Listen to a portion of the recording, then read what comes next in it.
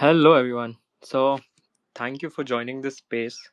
We'll get started just, I think, in about Yep, I think we've got all our speakers here. Yes, let's get started then. Thank you so much for joining this space. I think, we are all aware that EIL has been the talk of the town. It's been the talk of the town in group chats on Telegram, across Twitter, and everywhere else. Yeah, in today's space, largely what I want to we want to go through is understand how the Ethereum Interop layer is going to shape up, understand the intent-centric future, and another thing would be how EIP 7702 would fit into this picture, and we'll sort of try to clear out some common misconceptions around EIP 7702. So without taking a lot of time before we start, I like all our speakers to probably introduce themselves just one by one, a quick one. And probably if you went to DevConnect, I would love to get a one liner from you about your experience at DevConnect or whatever was your biggest takeaway. So over to the speakers. Hey, I'll go first.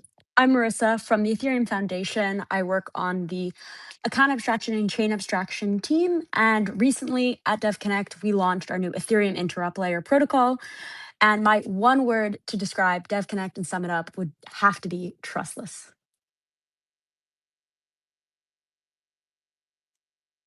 Sure, I can take it. So I'm Ivo. I'm the co-founder of Ambire Wallet. We make self-custody easy and secure, and we work closely with EIL.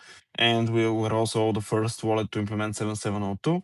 And I would say that DevConnect is kind of like a return to the original beliefs of Ethereum and like a back to basics of trustlessness and self-custody. So I find it very refreshing and really positive experience overall.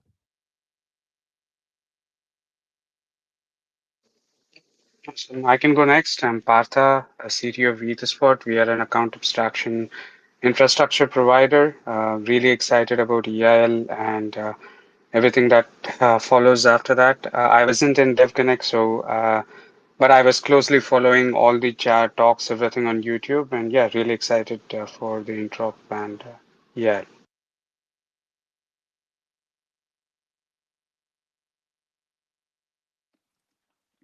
Okay, I'll go next. My name is Ophil. I was the one to build Stitch app and to collaborate with EIL team on the early stages of building this protocol. Besides that, I'm also a chief blockchain officer at Kerberos, a cybersecurity company protecting wallets from frauds. For me, DevConnect was mostly dealing with those two aspects of my activity. That was personally amazing, but I was mostly approaching the security aspects that we learned, new stuff, new wallets, and so on. It was great, I guess, but focus was mostly there. Wow, awesome. I think the common theme that I've heard from everyone this year was that DevConnect was amazing. It was much better than previous editions we've seen. There was a new energy in the room. EF has recharged itself. Yep, great to hear everyone's experience about DevConnect. So, before we kick off the space, I'd like to understand from Marisa that what, according to her, does fragmentation look like in today's L2 ecosystem? Because she's part of the account and chain abstraction team at EF. And what are the core pain points that, Marisa, if you could help us understand that EIL is, let's say, trying to solve or just unify for us? Yeah, great question. So I think from the user side of this like fragmentation, like Ethereum, it works, right? But it doesn't. And when I say Ethereum, by the way, I mean like Ethereum as in all of the EVM like chains. So the EVM ecosystem works, but it doesn't really feel like one system. Like you're juggling multiple networks, gas tokens, bridges, like RPCs, etc. And so like when you want to send funds cross chain, you like have to have like multiple signatures. There's a waiting period. You are like kind of unsure of which chain you're on, it's a really messy experience from the user's perspective. And then from the developer side, I would say that like integrating new L2s, and there's such a long tail of L2s, is really like complicated because like there's different RPC implementations, contract deployments, bridges, like the bridge implementations of like most L2s are different, and there's like no standardization like between them. And so it's very hard for wallets. I mean, wallets really can't keep up, I would say, with supporting like every L2 as like this special case forever. So I think like one of our roles at the EF is to do a lot of work on like standardizing these things to make kind of this fragmentation go away and make Ethereum feel more like one chain again. Yeah, Josh Rudolph has been doing a lot of great work on like unifying a lot of those standards together. And then regarding your question on like what are the core pain points that EIL tackles?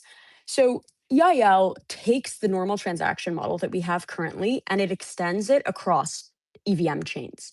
So one signature triggers many like per chain user ops, and each chain executes its own part and transaction, and the wallet orchestrates it trustlessly.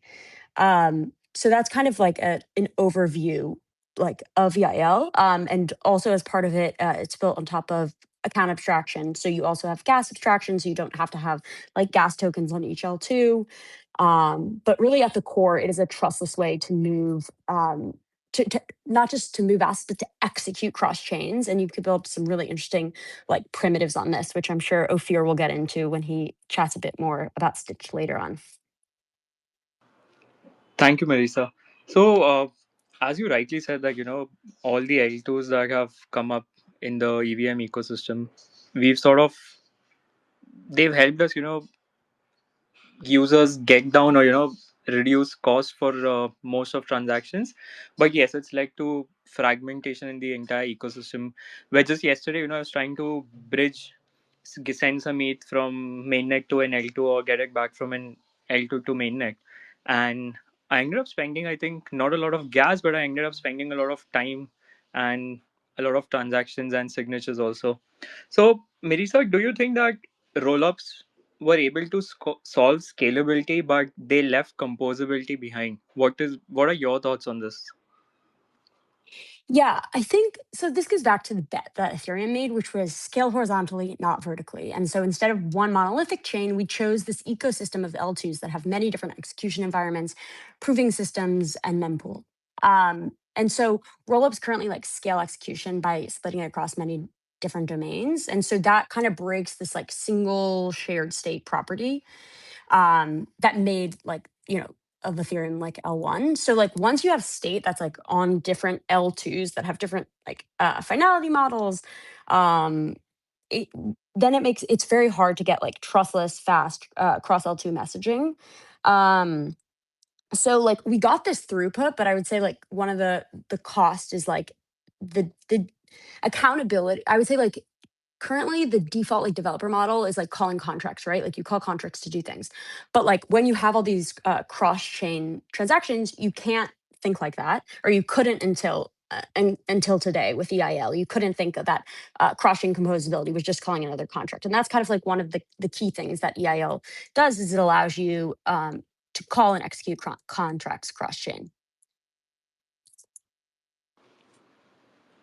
Okay, and so would you say that existing bridges, relayers, or aggregators that we currently have, they do not address the composability issue completely? And how would EL sort of shape or provide a solution to this? Yeah, so there's some great like solutions out there today, I would say, and like great in terms of they have awesome UX.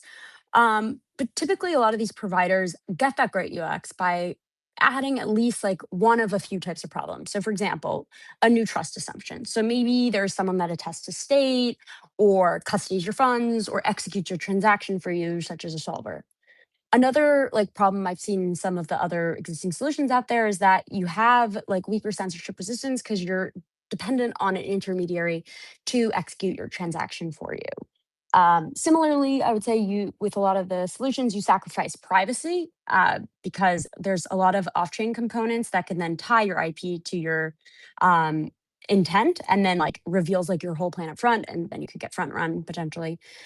And also, like, I think so. One of the UX features is like they've created these great UIs or like UX for the user to be able to like you go to the bridge website or whatever, and you can see like you send your money cross chain. But I think you also add latency trade offs with that. So like you have to then send it to a relayer, and it's not just so there's like an intermediate step of basically sending it to the relayer, and you're not just dependent on the time it takes to actually execute cross chain, but since it's going off chain as well, you've added that kind of latency in there.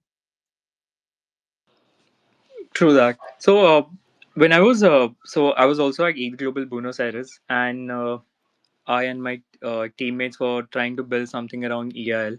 So one of the questions that we had was, why was ERC 4337 chosen as the execution foundation for EIL? So maybe Melissa, you can help us out understand that why this decision was taken. Yeah. So one of the things that we were looking at is like, so my team, created account abstraction, and when we designed it, we saw like that we could make AA cross chain and self custodial, and so because trustless interop with self execution also requires gas abstraction, because otherwise the question is, well, how do you pay for your transaction on that chain? And 4337 is currently 437 is currently like the best available and standardized way to do that without falling back to centralized relayers. um, that's kind of how we came up with the idea. It came from our background in account abstraction, building account abstraction, because the core promise of account abstraction is kind of that the user's account is the active executor of the transaction. So EIL basically just takes this guarantee and extends it across chains. And also, just to clarify, so this is not like 437 or 7702 forever. The plan is, to migrate to native AA once EIP 7701 is implemented in a hard fork in the future. It's currently not scheduled for Glampsjam, but hopefully HDR or fork after that. Yeah. Surely. So now that we've started talking about account abstraction, the shared mempool is a key component of ERC 4337. It's been around for a while also. Partha, I want to get your opinion on this. Let's say, what role does the shared mempool have in enabling coordination? Right. I believe Marisa just spoke about centralized relays in her previous when she responded to your previous question. Right now, all account abstraction solutions out there expect a relayer to bundle these user operations and relay them on chain, but they all have a single point of failure. And shared mempool essentially brings about or mimics the exact behavior of Ethereum L1. So it's completely trustless and permissionless. And even if one of the bundlers out there is broken, is faulty, there could be other bundlers in the network which could process and relay these user operations on chain. Essentially, the shared mempool makes the EIL solution truly trustless and permissionless. And I would like to take this opportunity to encourage more wallets like, say, Ambire and others to join the shared mempool. There is a free, already paid for bundler services by the Ethereum Foundation. It's available on 4 chains right now. We would be adding in more chains, totally 7 of them, and other bundlers are participating in the shared mempool as well. And yeah, I would expect everyone to probably join the mempool and make any cross-chain solution as trustless and permissionless as Ethereum itself.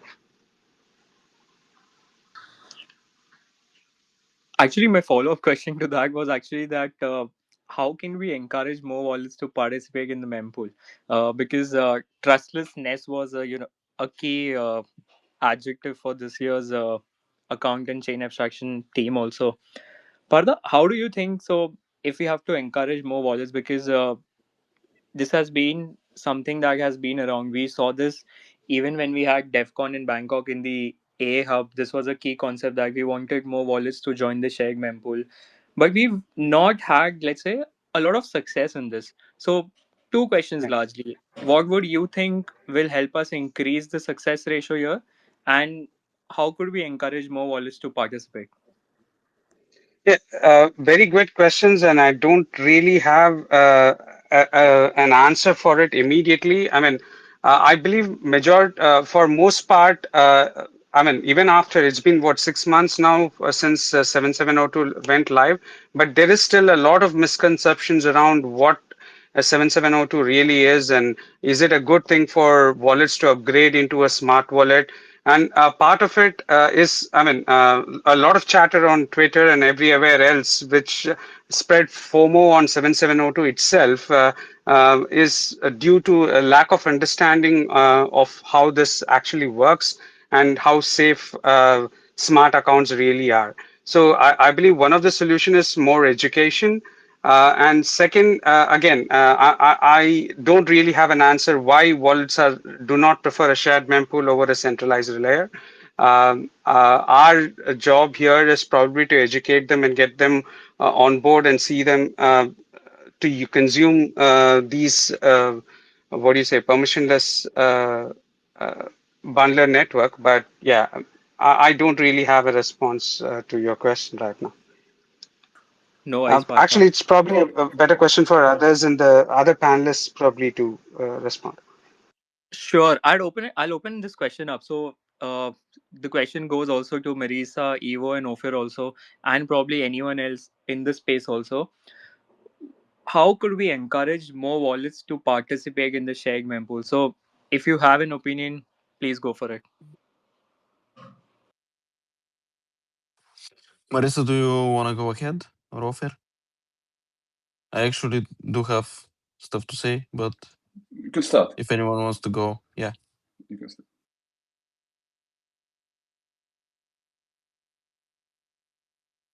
Okay, so basically my take here is that we need to start with 7702 adoption and with 4337 adoption in general, because those things are lacking behind.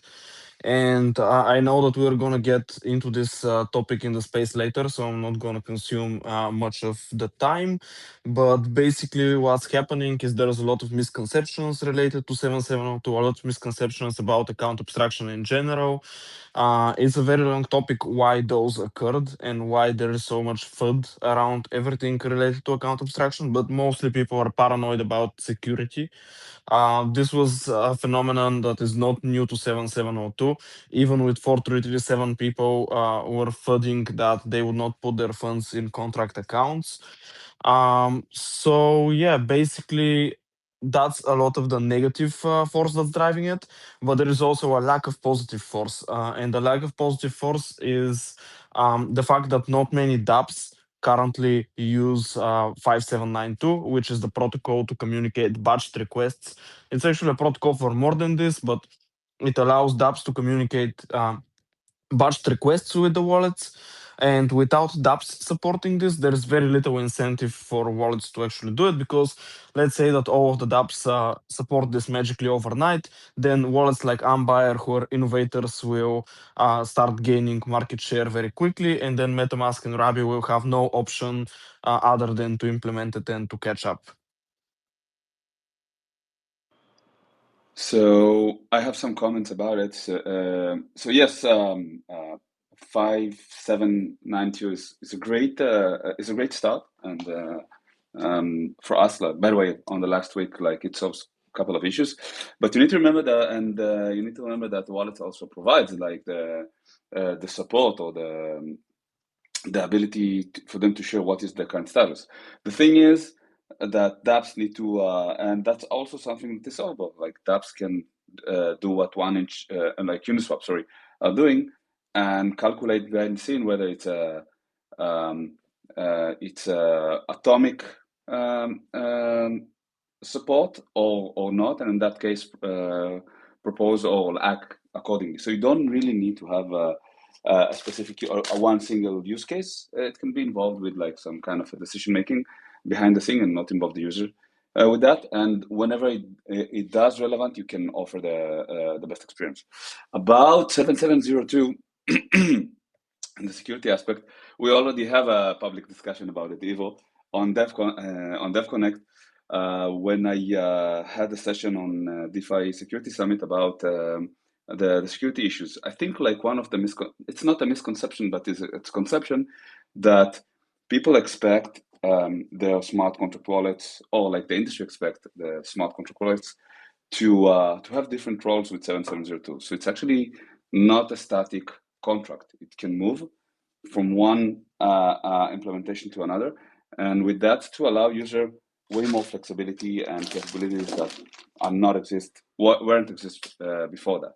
And that's really worries a lot of entities in space, because someone need to somehow rule it, or like to provide the user some kind of understanding what he's actually signing or converting to. So, and since it's not exist right now, that it's definitely hard for the user to understand what they're actually doing. And you see like a lot of wallets that are not even trying, or like MetaMask providing their own solution static without any way to change that.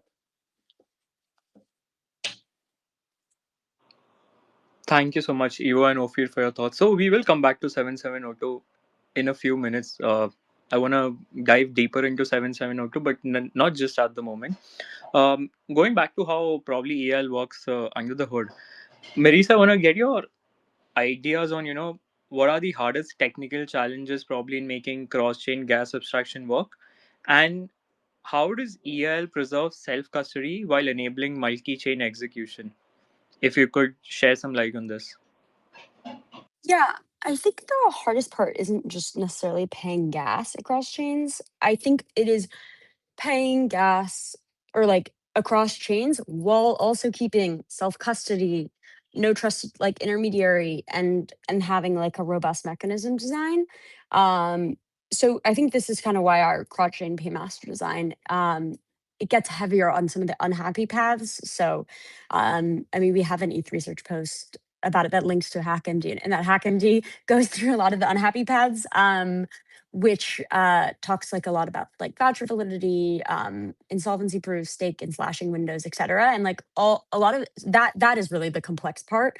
Um, and the complex part is really like making the system permissionless without recreating this like solver trust model. And that leads into the answer to the next question that you said, which was how does EIL preserve self custody while doing like multi-chain execution? And so to that, I think one of the tenets of EIL is that no third party is ever executing on behalf of the user. And the user's account is initiating every transaction. And so there's no relayer or solver that decides what gets executed when. And so I like to give this like gas versus bus station analogy. And so like let's say imagine that, I don't know, you're traveling from New York to Washington, DC. So you have a couple options. And let's say you want to get on a bus, right? So you buy your ticket, you're going from New York to Washington, DC. The bus driver in that instance knows exactly where you're going. And at any point during that trip, it can reroute you, it could stop you. And similarly, like a solver, when you give your full intention to a solver, they could front run you, censor you, etc. And the alternative to this is when you drive a car from New York to DC, for example. And for this, you may have to stop at a gas station to get gas for your car.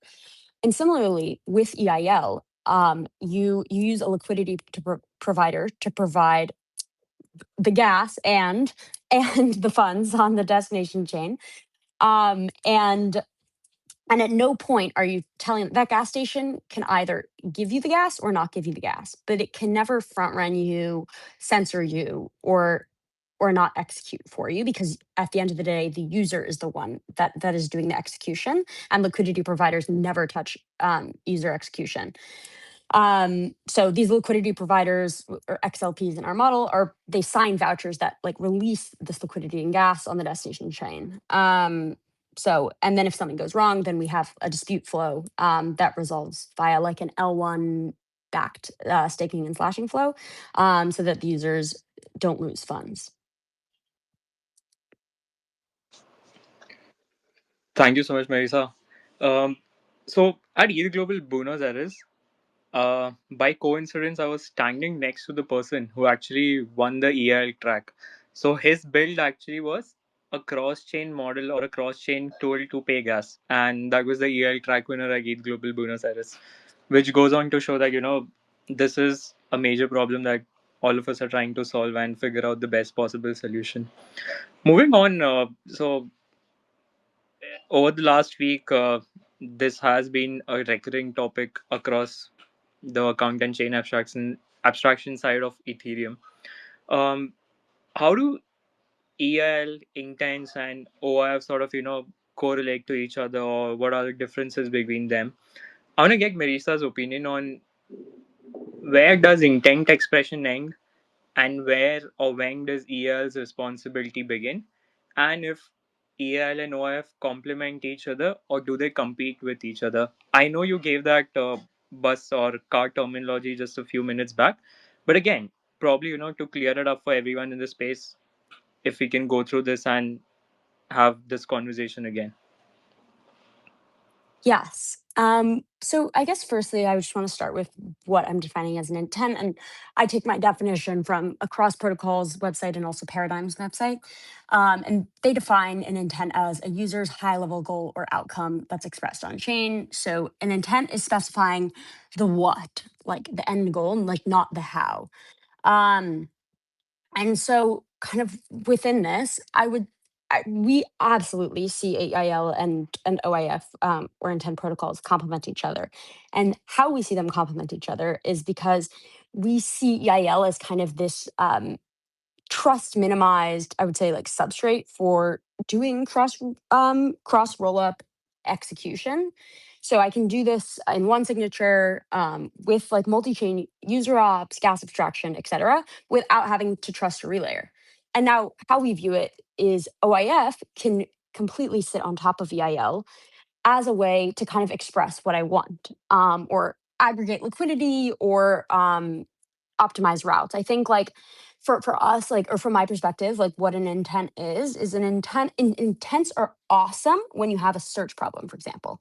Like, let's say you need to find the price of something, or you need to do an auction. Like cow swap is like a great example of a time when you absolutely need intents and you could not use EIL alone. So for example, for like a cow swap case, you could uh, build like OIF or any other like intent protocol on top of EIL. And what that would do, EIL would be sort of like a local solver where the you would use the the solvers to get a quote or to get a price or something for the user, and then the user would still be the one self-executing. So you can maintain the properties of trustlessness and self-execution while you like using EIL as the thing that like as the means to execute the transaction for the user, and then use OAF or an intent protocol to get the get quotes or information that you need on chain.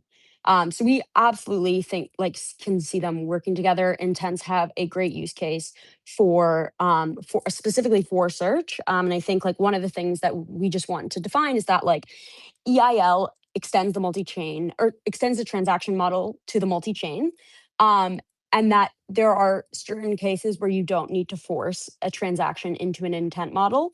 But there are also other cases where intents shine, specifically in describing search problems. Thank you so much. So I wanna add something on top of it, just for a minute.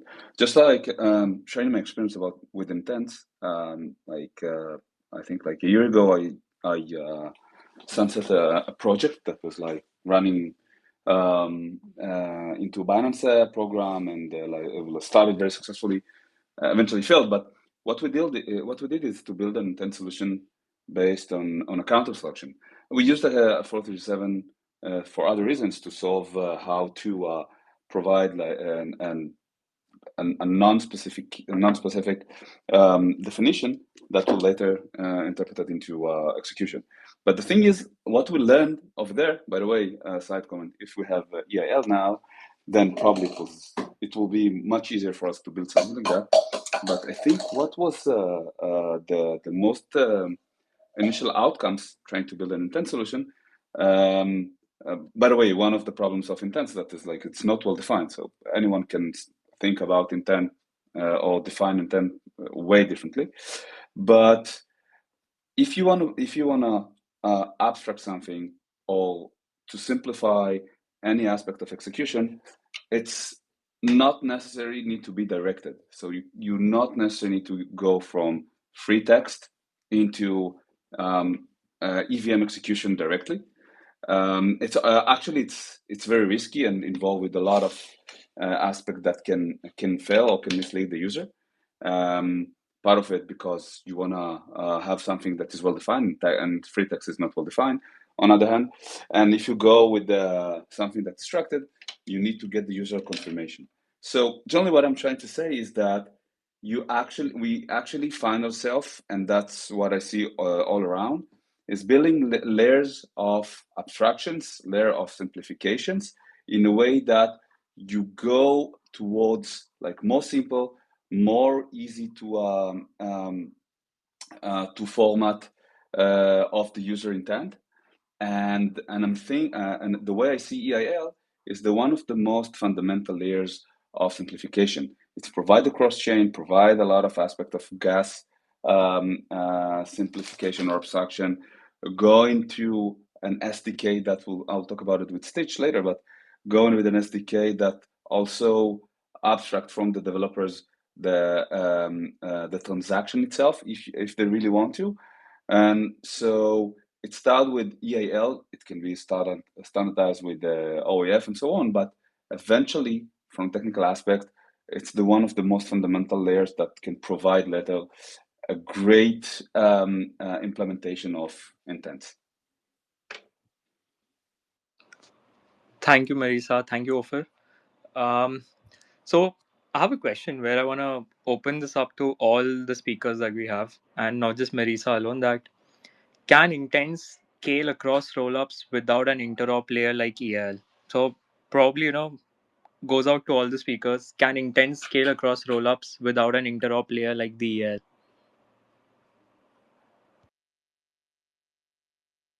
Um, I can answer if no one else wants to. Um, yeah, I think intents can. It depends just how you want to scale. I would say intents can scale in volume, but I would say not in like Ethereum grade guaranteed unless they accept trade-offs. Yeah, I think that intents could work, but I guess the question is like what, like I guess what are we standardizing as the default? Um, so yeah, I think we wouldn't want to like shift, I guess, how like execution works. Because if most cross-chain actions are fulfilled by solvers or like third parties instead of the user account, I think it like shifts Ethereum more towards like a request and fulfillment type of model. So like I think intents can work cross-chain without an interop layer like EIL, but I think EIL serves kind of like Ophir was mentioning as this like fundamental layer beneath intents that or a fundamental layer that firstly keeps cross-chain execution trustless, and in the case where you need an intent, allows intents to remain trustless if you use EIL as a local solver. Just I want to add a small point with this. EIL currently is on testnet, and we are working towards mainnet, which should happen in a few months. And then post mainnet is when we are thinking to work on that local solver solution for OAF. So that's just like in terms of the timeline that we're thinking. So when I speak about that local solver, I mean in the future, not currently. Uh, Sorry, can I have a follow-up question to that, Marisa? Two things you Yeah. mentioned. The first, the cross-chain paymaster. Are you looking to publish a separate ERC to define the specs for that? And secondly, this is a general, understanding or question that I've seen around. Do you need a specific type of wallet, or what do you need on the wallet side in order to use EIL? And if at all there's a specific change that's required on the wallet side, would that be a separate ERC again? Yes, this is a great question. We are planning to come out with several ERCs that standardize the things that you mentioned and others. I think that is the next step. I mean, we're currently in a just reviewing some of the code, like cleaning up some stuff, and then that is the absolute next thing on our to-do list is to get these standards out because we want to push more wallet adoption. And I think like we can't do that until we have a standard for wallets and for how they can use EIL. So absolutely, that is coming. in the next couple months. Thank you. Okay, awesome then. So moving on. I wanna add something on this question, and I think it's a very unique wallet perspective. So, in the intense model, most of the intense systems work in the following way. Let's say you want to swap asset A to asset B, and you have asset A fragmented across a couple of layer twos. So when the solver comes up with a solution, the execution for the execution to happen, there is usually a separate smart contract which executes this. So when this smart contract has to pull the assets, the asset A, which is a cross-chain asset on two chains, the user needs to have an approval to this execution contract for this to happen.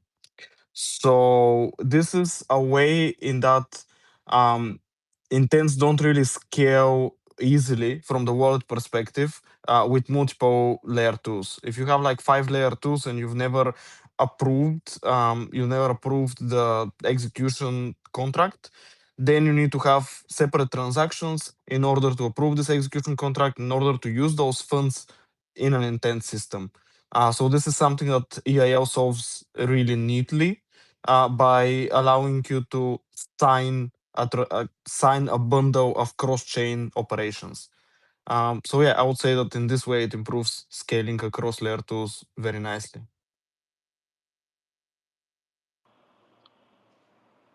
Awesome then. Thank you. So I think all of our speakers have chimed in on this topic. Pretty great. So moving on to the next small topic which I have for the space. Evo is probably an expert in this segment here. So coming to you, Evo, what UX problems would probably emerge if EIL flows rely on EOAs without delegation? So, want to get your input on how 7702 EOAs and all of this will look like in a post EIL world. Yeah, that's an excellent question. So, Marissa put it earlier as EIL is a substrate for making Ethereum feel like one chain. And as I said, EIL has this very neat capability of allowing the user to sign a bundle of cross-chain operations. And this will not be possible at all without some kind of smart account functionality or some kind of account abstraction functionality. So without being able to use 4337 with, 7702 and 4337 actually for that matter, with your EOA, you will have to do one of two things. You will either have to hack around this in a really ugly way, so like sign each transaction separately, which is not really practical with hardware wallets, or you would have to use a separate smart account managed by your EOA, which is again quite horrible UX because you have to transfer funds to a separate account in order to essentially benefit from this ecosystem. So yeah, in that way, 7702 is an absolute must for EIL. Okay. And Evo, do you think that temporary delegation via 7702, how will that compare to persistent smart account logic? So a quick correction here, 7702 is not really temporary. Um, this was changed way before the protocol, way before the EIP got finalized. Delegations are permanent, um, but in reality, there is one big difference between those two models, and it's in the fact that with a 7702 delegation, you cannot guarantee that the funds will stay in their place essentially up until a certain point in time or a certain condition. So what this means is that you cannot really do resource walks with 7702 accounts. So this is again one reason to opt for EIL rather than intent systems in many cases. Yeah, as Marissa mentioned, they're not mutually exclusive, but what I'm saying is that for use cases that require resource walks, you're better off looking for an alternative because 7702 simply doesn't support resource walks because you can always change the delegation. So you have no way to guarantee that certain funds will stay in their place. I see. And so Evo, uh, we see so many tweets, we see so much FUD every day around 7702. We've seen that, in a lot of these cases, it is the private key that has probably been leaked way before, and then a 7702 delegation is used to, do something after that. But what would you say are, let's say the common misconceptions around 7702 that we could help or we could clear this up? And because one of the reasons that I've also seen is that all the FUD that spread on Twitter every day, every week around 7702, it sort of creates fear and panic in the eyes of a normal user. And as a result, 7702 adoption remains low. So, what are the things, let's say that first is what are these common misconceptions around 7702? And second would be what are the things that we could do to improve adoption for 7702? Okay, that's an excellent question, and it's one of my favorite topics because, frankly, I see bad takes like every single day, and I try to address them every time, and people just don't get it. And I would say that the biggest problem, like the root of all evil here, is lack of understanding, and it's not only from users, it's also from wallet devs. I would say DApp devs as well. Like to this day, people from big wallet teams, obviously, I'm not gonna say who, but people from big wallet teams do not really know how 7702 works. And they have like basic lapses of knowledge of what the EAP actually does. So, what are the usual bad takes? My favorite bad take is that 7702 enables phishing because you can sign away control to your entire account with one transaction. Like this is simply false. In reality, when you start reading the EAP, if you don't really know like any context about wallet systems and etc., you might be fooled into thinking that this is the case. But in reality, wallets don't really expose any way of signing those special kind of transactions by default because it's a new transaction type. Every new transaction type has to be implemented separately by a wallet, simply because the way of how this transaction is hashed is different. And then the second thing is the authorization message itself is hashed in a way that it doesn't look like anything else on the Ethereum protocol. So you cannot like you cannot like craft a message, a regular message that you would sign with ETH sign message or ETH sign type data that will result in the same final digest of an authorization. So in a regular wallet implementation, actually in every wallet implementation, if you haven't written code specifically for 7702 authorization and 7702 transaction type, you cannot sign those two.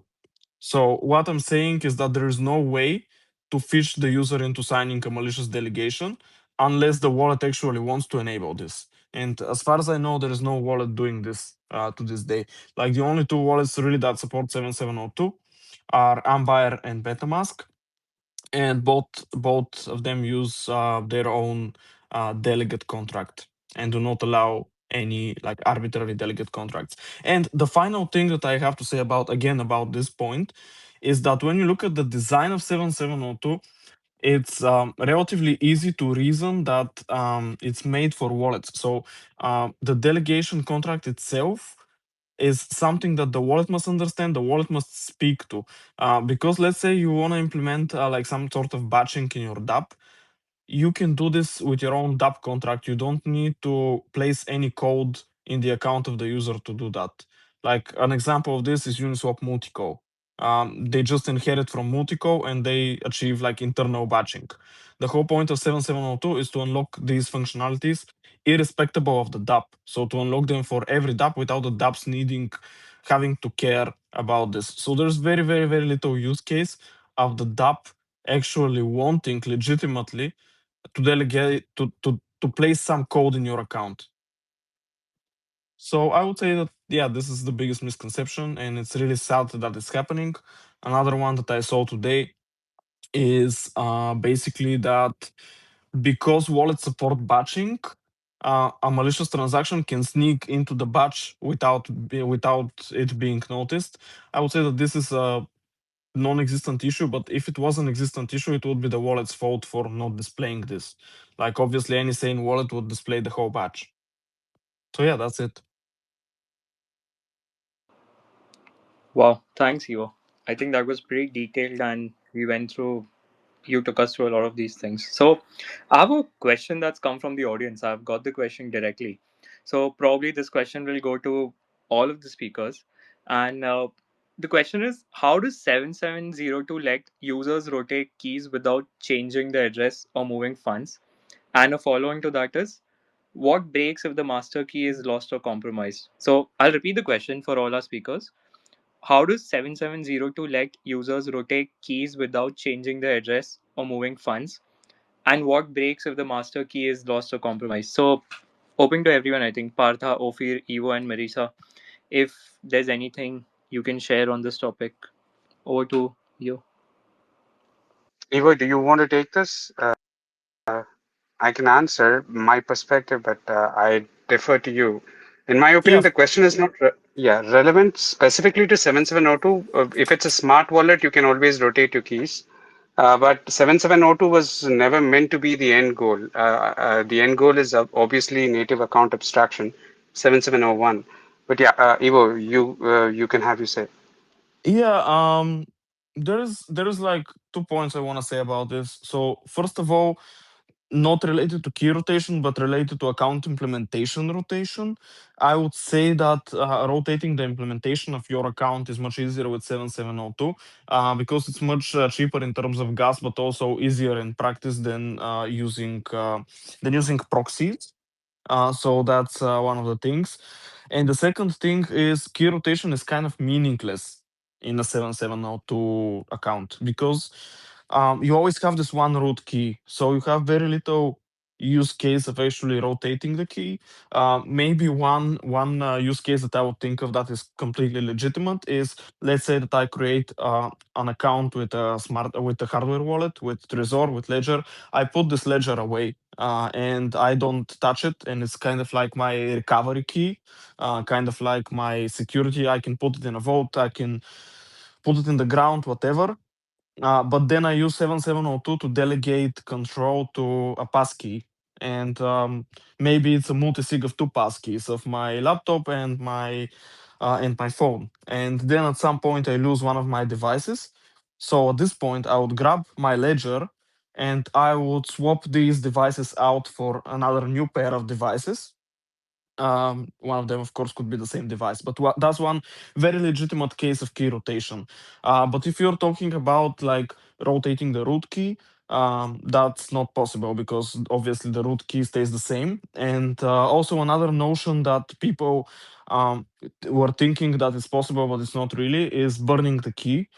There's no such thing as burning a private key. You can never prove that the private key doesn't exist. As long as there is one signed message with this private key, you can never prove that it's been burnt. There's one exception to this, which is by economist prep, which is not really not really the same as proving that you've burned the private key, but it's crafting a message and then calculating a public key of that message. So you can mathematically prove there's no that you do not know the private key.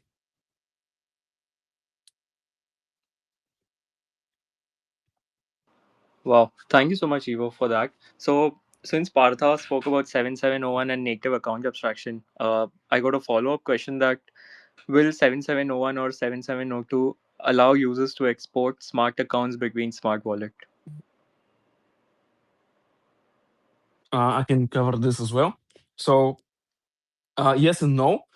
That's an excellent debate that I've been having with a legend in the account abstraction community, accountless.is. So he founded the account abstraction mafia group, and as I said, he's a legend. But um, basically, in my in my personal opinion, totally yes. You can do that. You can do this now because in practice, I can take an account from one buyer, I can put it into MetaMask, and I can use it. End of story. I can use this account on two different devices with different wallet implementations. That's fine. The only drawback is that every time you use a smart feature, so every time you use the 7702 feature, this wallet will change the delegation to its own contract. So this is one extra signature, and you're only gonna know this if you use a hardware wallet. If you use a normal like hot wallet, you may never know that the delegation is being changed behind the scenes. So it's essentially like plug and play between two wallets or more. You can use like 5 wallets if you want. Thank you, Ivo. Thank you so much. So I think I wanna move on to the next one where I wanna open the stage for Ofer, so he can take us through what it's like to actually ship on EIL. And Ofer, a question for you will be here that how different does the developer experience feel when compared to building on a single rollup versus if we had to do it on EIL? So your thoughts, inputs on this.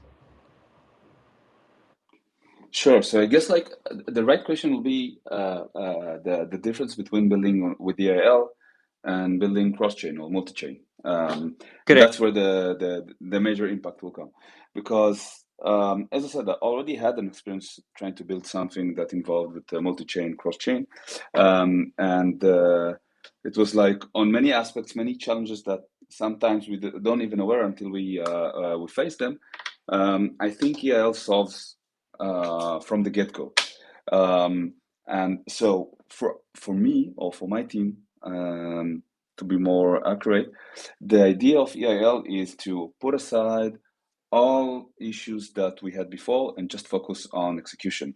I served on this project as kind of a design partner with the EIL team, trying to provide feedback on what is working, what is good for developers, and how to attract DeFi developers with EIL.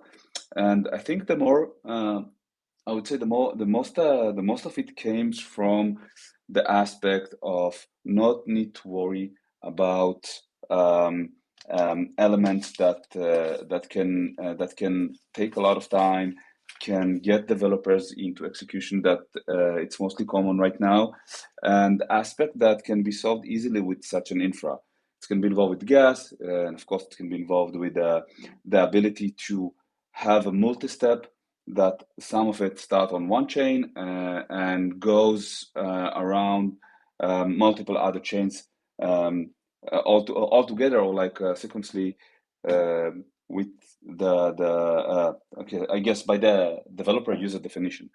And on that case, this mechanism and the EIL SDK gave us a great experience, because we got actually anything we need. We got a very simple way to compose the elements that we wanna execute, and we got during that process all the signals about the current status, what is working well, and what is actually fail.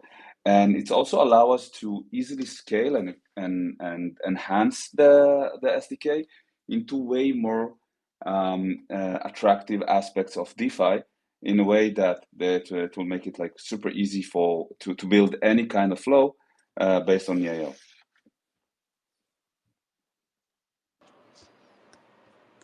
Thank you so much, Ofer. So I think one major question that sort of every builder has in their mind is, what should developers probably know before they start building on EL? So if I'm a developer, I'm already aware with most things around account and chain abstraction, ERC 4337, 7702, Shag mempool. Is there still any prerequisite left that I should be aware of, or things that I should know? And how can I get started on EL? So the thing about EIL that it's actually abstract a lot of elements. So I think that the first step is to what you can avoid knowing. So of course, and it's not recommended to not get into details as an engineer once you build such kind of a dApp, but it's definitely allow you to not worry or help you automate some aspects of execution that without EIL you must do. But if you ask me about what is recommended to be aware of, it's definitely account abstraction 4337 and 7702, because like it's a bit different than executing like standard transactions, then going into Newsrope.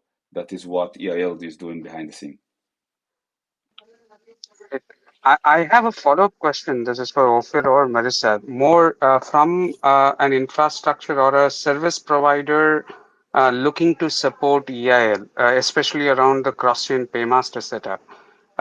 Is there, there are two things here.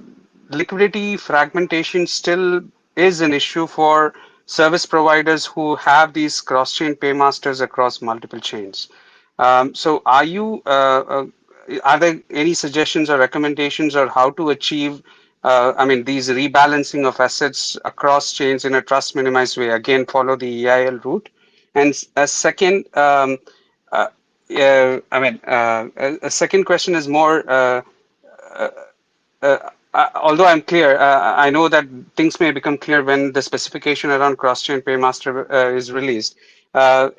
Is there any, anything that might, how do I rephrase it? How do you crowdsource liquidity for these paymasters if the requirement for liquidity becomes quite huge? I hope, I was clear with my question.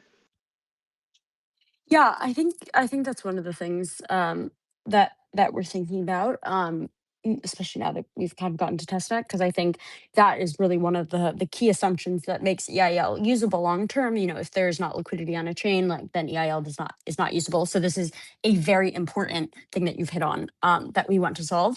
So I think liquidity fragmentation, it's like more of a like service layer optimization problem. So currently there exists like a lot of different solver networks out there, um, and they do a lot of their own rebalancing. They've been doing it for a long time and they are quite good at it, and have their own like strategies. So I think that, like, for example, with EIL, solvers can be the ones that can provide, like, they could be XLPs. Like, an existing solver network today could then earn money as well, providing liquidity, to the EIL protocol, um, and can earn from that as well. And so, like, I think the rebalancing model that they currently have, can also be extended to EIL. And I think, like, that is a one thing that, like, as the EF, one of the things that we really want to push is, like, we want to bootstrap this liquidity network. We want to bring like existing solver networks into the fold by having them provide liquidity for EIL. So currently talking to a bunch of solver networks about that, because, like you said, it is super important that we make sure that there's like enough liquidity on each chain, for what is needed. I mean, from our conversation before we launched EIL and testnet, like, we had a bunch of conversations with rebalancer solvers to like understand this more. Um, and like from that, we were understanding about how much liquidity you need per chain, because most of the transactions aren't so huge. And if you're doing a very large transactions, you might want to use like a canonical bridge anyway. Um, you may not be doing it for, I don't know, like a cross chain execution thing. You may just want to use like a canonical bridge, like if you're transferring, I don't know, $100 million, for example. So we don't expect like liquidity providers for EIL to have to provide that much liquidity. I mean, that's at least not what we are currently thinking. So yeah, I would say like bootstrapping those liquidity networks by involving existing solvers and people that have existing like rebalancing modules, and understand how to do all that is where we're thinking. Thank you. Awesome. So, one last question that I have for the space before I open it up for the audience also. So, Marisa, if developers want to start exploring EIL, where should they look for, or what should be their first resource point for them? Yeah. So I would say there's two main resources, I would say, which is docs.ethereuminteraplayer.com is our official documentation website, as well as our Telegram group, which I think we can probably put the link in this thread. And beyond that, I would say we have a ETH research post out about EIL where you can dive into some more of the technical details.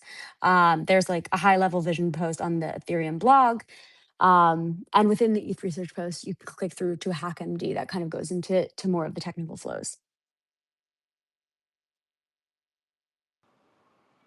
Okay, awesome. And I think from the Etherspot main account, we've also tweeted the link to join the Telegram group chat. So you can either scan the QR or you can join using the link for anyone who's not joined the AL group.